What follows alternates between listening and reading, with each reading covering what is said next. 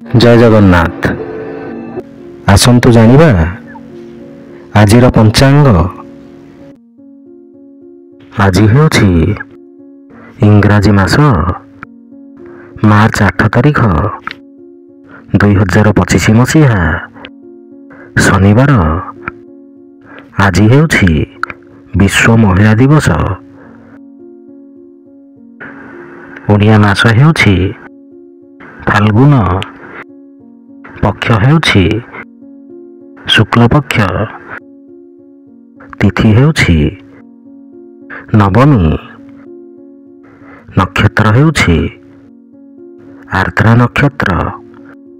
कुंभ दिन 25। पुरी को सूर्योदय समय हेउछि 6टा बाजी 4 मिनिट और सूर्यास्त समय हेउछि 5टा बाजी 50 मिनिट। जय जगन्नाथ।